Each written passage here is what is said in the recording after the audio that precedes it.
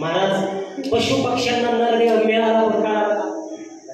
त्यांना नरदेव मिळाला पण कळाला नाही. इंद्रादिक देव हा नरदेव मिळावा अशी अपेक्षा करतात. स्वर्गीचे अमर इच्छितादी देव मृत्यू नक्की व्हावा जन्म, पण त्यांना हा देह त्यांचं पुण्य संचित पुण्य संपल्याशिवाय मिळेल का?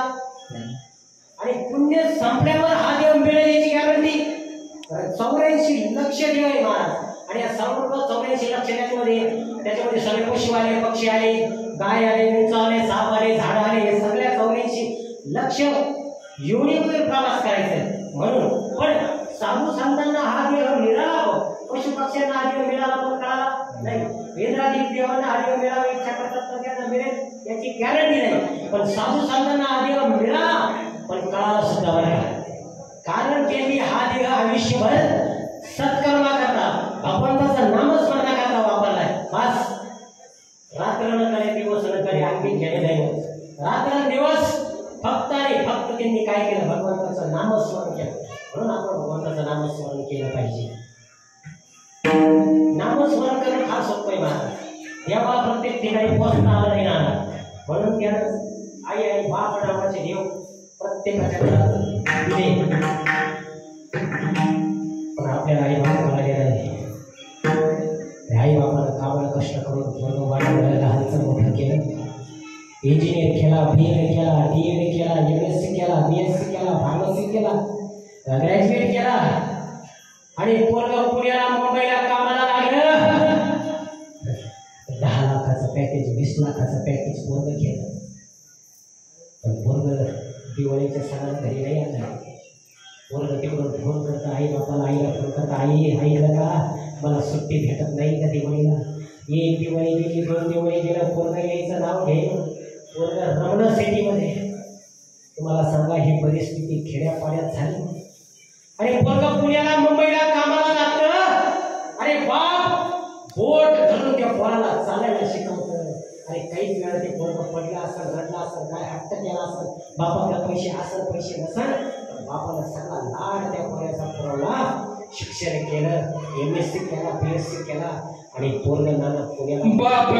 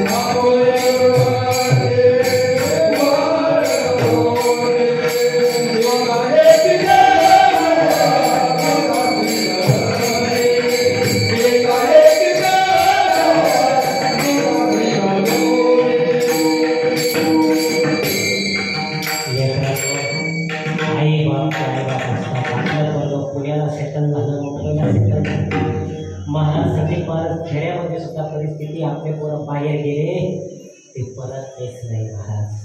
मग तुम्ही एवढे काबड कष्ट केले, अरे रक्ताचं पाणी केलं, हाडाचे काढे केले, पोराला वाढवलं, पोराला शिकवलं, पण पोरं आई बाबाकडे तयार, पोरं आई बाबाकडे लक्ष नाही तयार. अरे बाप सुद्धा किती कष्ट घेतो. अरे कधीतरी त्या बापाचं बलिदान 4 ठिकाणी फाटलेलं असतं.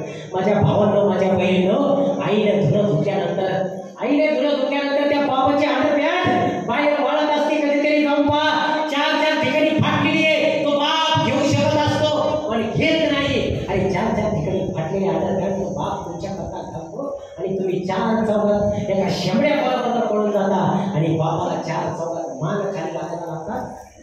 काय परिस्थिती महाराज, नका असं करू. अरे बापाची अवस्था समजा, त्या आईची अवस्था समजा. बोलता येत नाही त्या बापाला. बाप वाकून जातो तो बाप. समाजामध्ये तुम्ही दुष्कर्म वाईट कृत्य केले म्हणून आज त्या कुटुंबातला बाप गेलाय महाराज. बाप नावाचं छाया आणि बाप नावाची सावली ही फार मोठी असते. तो कसा का असायला घरात जर असेल ना तो धाक असतो घरामध्ये, तो डोळा असतो बापाचा. पण बाप आपल्याला उमगला जाऊन एका चित्रपटात फार सुंदर गाणं आहे. घडीवर तू थांब जरा ऐक त्याची धापर, लई अवघड आहे गड्या उमगाया उमगाया. जिजू जिजू संसाराचा गाडा हाकला, वटामध्ये हसू जरी कणा वागला. घडीवर तू थांब जरा ऐक त्याची धापर, लई अवघड आहे गड्या उमगाया उमगाया. खरंय बाप कुणाला समजू शकत नाही.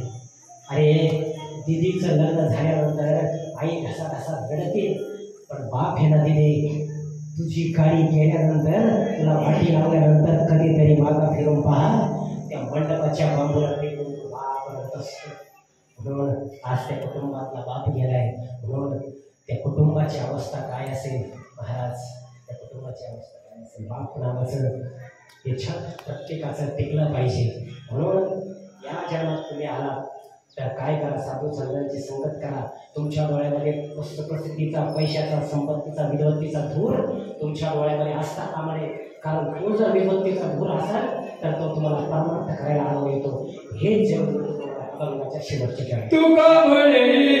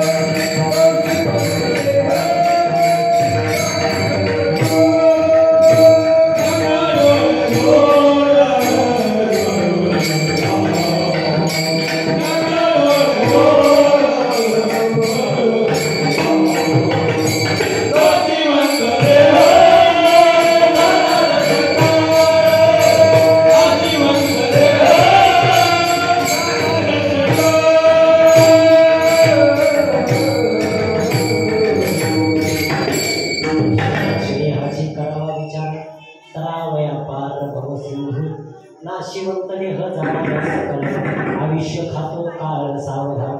संत समागमी धार्यावरी कामी कांतडी परमार्थी. तुका म्हणे हरकीच्या व्यवहारे, नये डोळे धुळे भरून पाहो. म्हणून जगद्गुरु तुकोबाई सांगतात, या प्रपंचात या भवसागरात तुम्ही जन्माला आलात तर विचार करा. कसला विचार? नाशिवंत देह जाणारा सकल, परमार्थ करा, भगवंताचं नामस्मरण करा. म्हणून तुम्हाला या संसारूपी भवसागरातून करून जाता येईल. आज आपल्या गावातील असणारे कैलासवासी बाळासाहेब लक्ष्मण सांगळे पाटील यांच्या प्रथम पुण्य स्मरणानिमित्त आमचे मित्र आपल्या सोमय्या आपलं गोदावरी बायोरिफायनरीज लिमिटेड साखरवाडीचे असणारे कार्यरत असणारे दत्तात्रय पाटील सांगळे यांच्या विनंतीला मानवी आज इथे येण्याचा योग आला. त्यामध्ये सर्वांची संगत आपल्याला लागली. आमचे घोडे महाराज असतील, पप्पा जोरजींची सुंदर सौसृष्टीमध्ये आमचे नाना महाराज, सर्व महाराज, जोशी महाराज, सर्व महाराज मंडळी सर्वांचं या ठिकाणी धन्यवाद देतो.